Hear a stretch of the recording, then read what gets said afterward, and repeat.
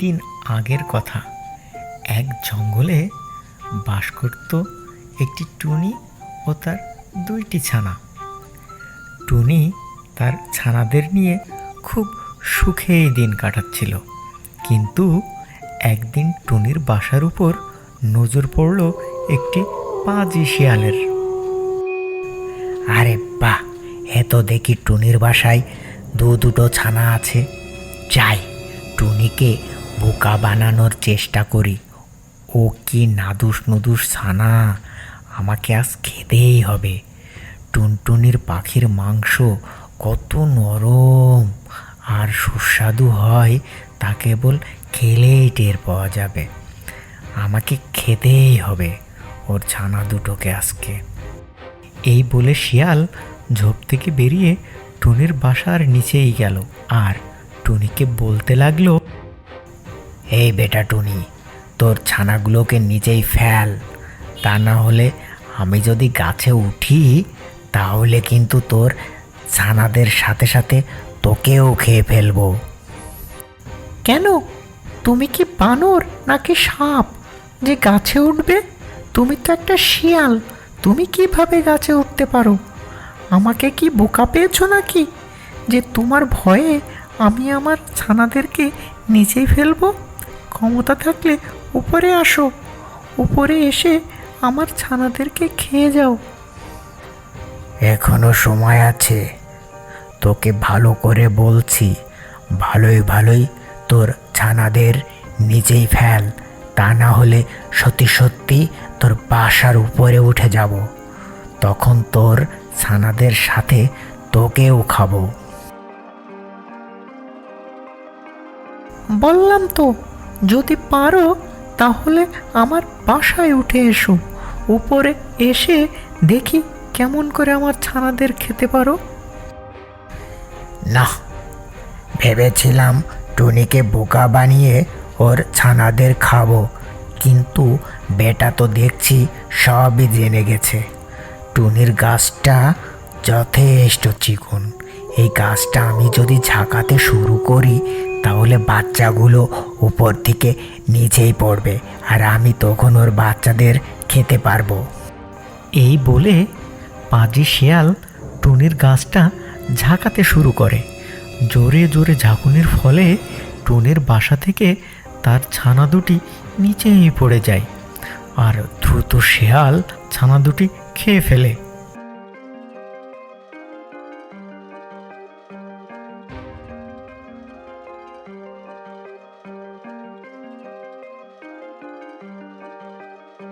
দেখলি তো টুনি, তোর ছানাগুলোকে আমি খেয়েই ছাড়লাম, মাঝখান থেকে তুই বেঁচে গেলি। আমি যদি সত্যি সত্যি গাছের উপরে উঠতে পারতাম তাহলে তোকেও খেয়ে নিতাম।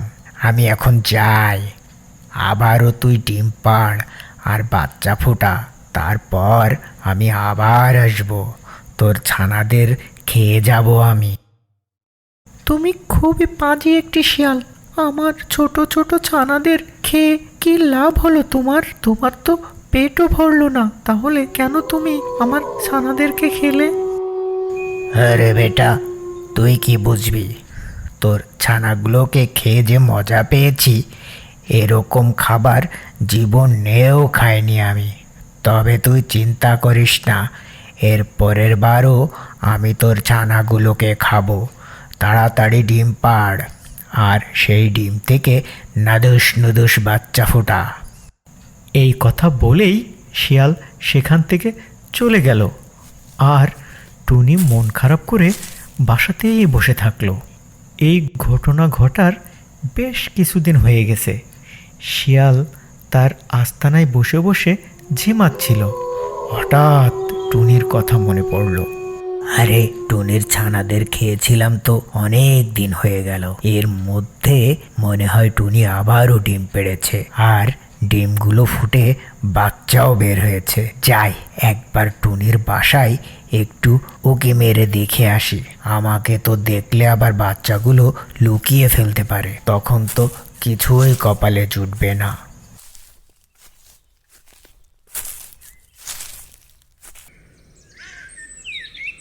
এই বলে শিয়াল গেল টুনির বাসায় আর এদিকে টুনি আরও দুটি ছানা ফুটিয়েছে।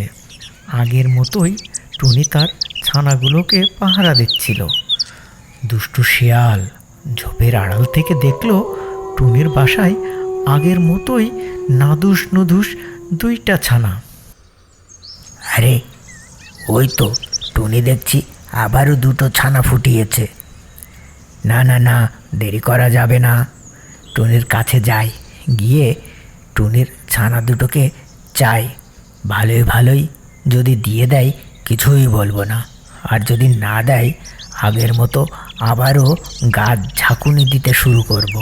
তাহলে একা একাই ছানাগুলো নিচেই পড়ে যাবে।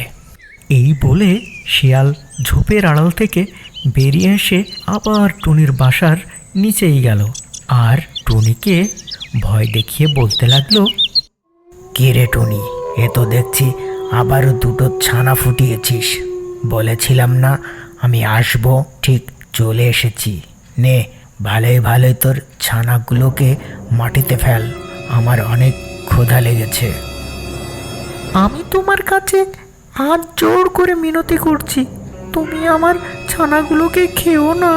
আমার ছানাগুলো নির্দোষ আর নিষ্পাপ, ওরা তোমার কী ক্ষতি করেছে?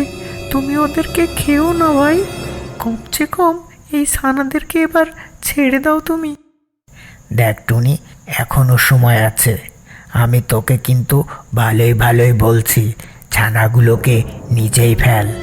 আর কাকতি মিনতি করে কোনো লাভ হবে না, আমি তোর ছানাগুলোকে খাবই।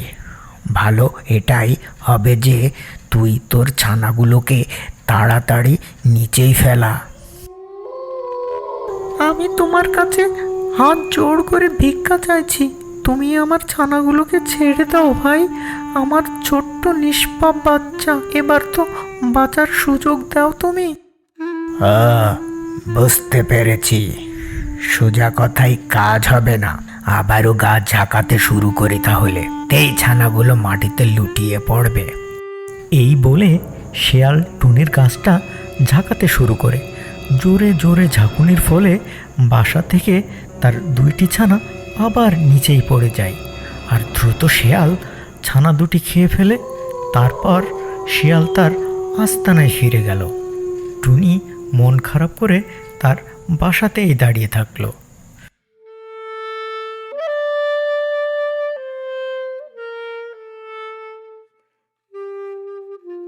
পরের দিন টুনির বন্ধু কাক তার সাথে দেখা করতে আসে।